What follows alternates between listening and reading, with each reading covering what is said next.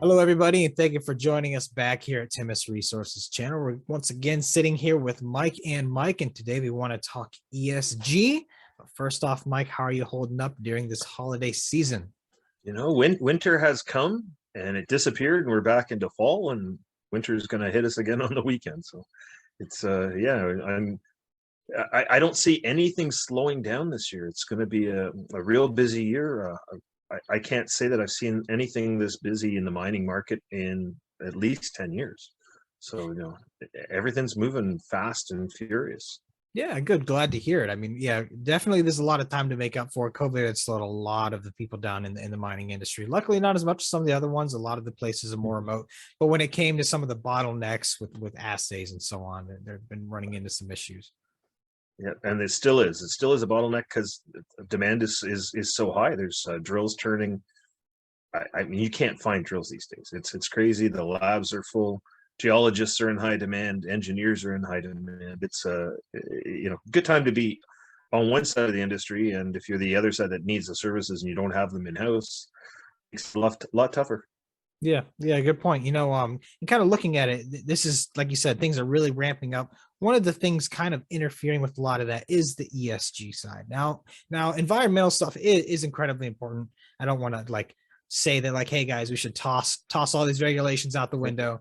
People often look at mining and they think of the old Hollywood idea of just tearing things up and tons of pollution and so on. We've came a long way since those places, and things have improved significantly, and they will continue to improve from here. But it's important to understand we still need the items that are in the ground. Everything that you have around you that's made out of any sort of metal came from the ground. Do you have anything you'd like to add to that? Well, this EV revolution and the greening economy is really driving commodities that have been overlooked or undermined and underexplored for in the last 20 years. So you're getting this sort of a electric vehicle raw material tsunami coming at you, where demand for nickel, demand for lithium, demand for cobalt, all these specialty metals is coming fast at you. And if you want to meet these targets for carbon decarbonization and environmental regulation, you need to get the mines going for the raw materials for that revolution. And it's just not coming fast enough. We're gonna, be jumping onto each other's feet, just trying to electric vehicle batteries. If you want that new Tesla pickup truck, as we were talking earlier, that vehicle, Tesla is probably one of the better situations. They've got their supply chain sorted out because they've been doing it longer than anyone else. But what's going to happen for everyone else? Is the U.S. ready for an EV revolution, or is Europe ready for an EV revolution, or is China ready to capitalize on the North American and European EV revolution? Yeah, I think that's a good point. We're not all playing by the same rules right now, and on top of supply chain issues, just kind of drastically making things worse. We're sitting in some interesting times right now, and while obviously the EV revolution seems like it would be a positive thing, right now it does seem like China is the most well poised, even based on recent news, to take advantage of the EV revolution right now. It's going to happen in the Western world. So what do you think then needs to really happen? Obviously, we're not going to solve the world's problems sitting here, but give us your insight on what you think would fix it.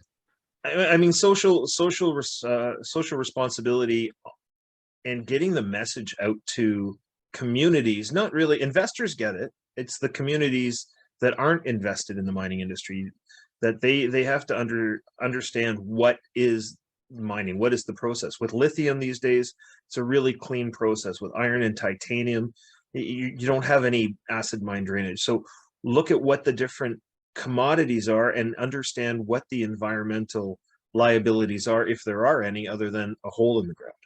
A hole in the ground, you can do lots with a hole in the ground. You make it a fishing pond. You can, all of a sudden it's a cottage resort. But to have this, in certain places in Europe, it's carte blanche. We've shut down mining. In the Carolinas too, there was a moratorium because the county wasn't ready. Like, they weren't ready for the mining. The miners are trying their best to get everything lined up to meet the demand of the global economy and the European and North American markets most specifically. But the regulators are way behind, especially when you talk to Europe. It's a European Union, but of sovereign nations, which makes it really hard to permit projects from one country to the next, the rules change so much, and there's no clear, if we follow these rules and hit these check boxes and do everything right, are we going to get there still? I mean, in Canada and the US at least, you typically have these rules are the bars. You hit those milestones, you do everything right, you're in compliance, you're environmentally friendly, you're meeting the responsibilities. In Mhm. Europe, you don't have that yet. Like this is where we're trying to figure things out. And I mean, fortunately, for Temas, Serbia seems to be further ahead than most of Europe, which is good for us.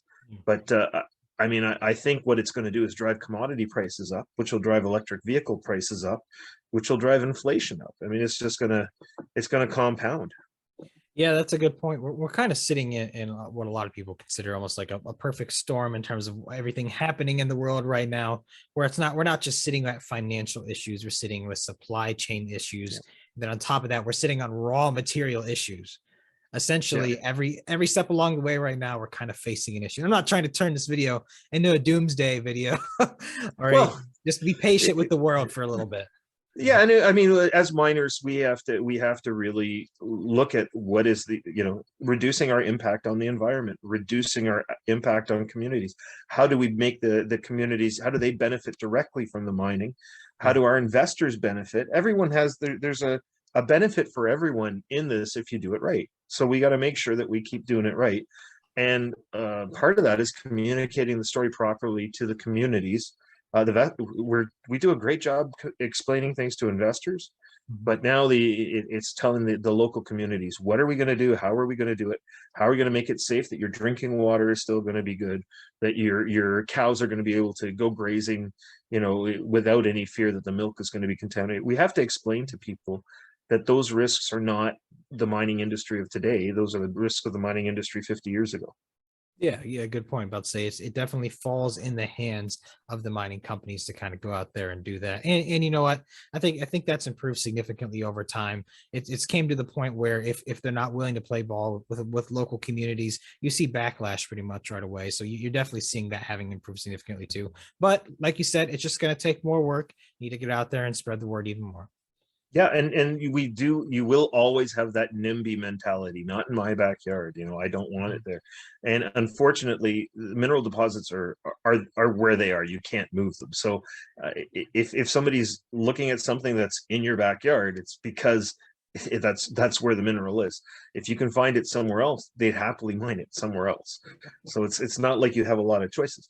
The other thing that we do at Temis is we're really cognizant with, like, the lab we have behind us, is how to make everything recyclable, reduce the energy consumption, reduce the carbon footprint, reduce the water consumption, recycle the reagents, make sure that your tailings are minimized, and that anything you can make as a tailings product, if you've got feldspar, can you make a ceramic? If you have quartz, can it go into cement? With iron, can that iron product be used for steel? Can it be used for pigment? Can it be used for water treatment? Like, go through the whole range so that you're not putting tailings back in a pile in the bush or in a low spot, but it's a total consumption of all the raw materials in that ton of rock you're mining. Yeah, Mike, that's a really good point. That kind of goes back to getting out of some of our ideas. We're after this thing, and the rest is waste, right? We're definitely Yeah, trying to get out of that mindset to head towards a greener planet. And this is an idea that's been around for yeah. tons of years. Go talk to anybody you're working with the First Nations, and they stick to very much those kind of same principles when it came to early ideas. But all right, Mike, thank you for coming on. Anything else you want to add before we go? You wish people happy holidays, or Hey, it's happy holidays.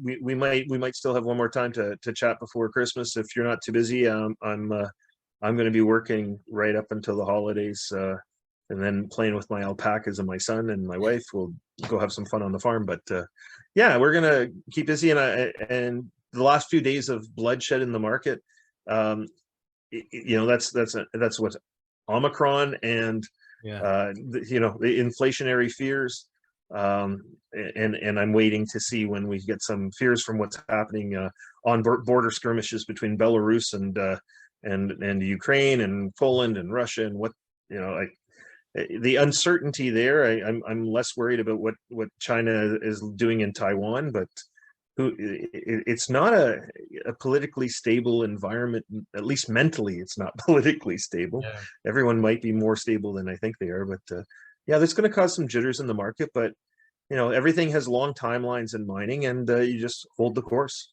Yeah, agreed. Everything eventually works itself out with stock market things across long periods of time. Yeah. So if you're trying to play the short game, remember it's a zero sum game. There's people probably been doing it longer. So be very careful if you decide to do that.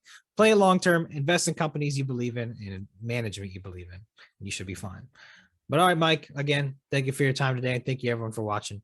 If you guys have any questions, send them over. If we don't get to see you again, happy holidays. Happy holidays, everyone.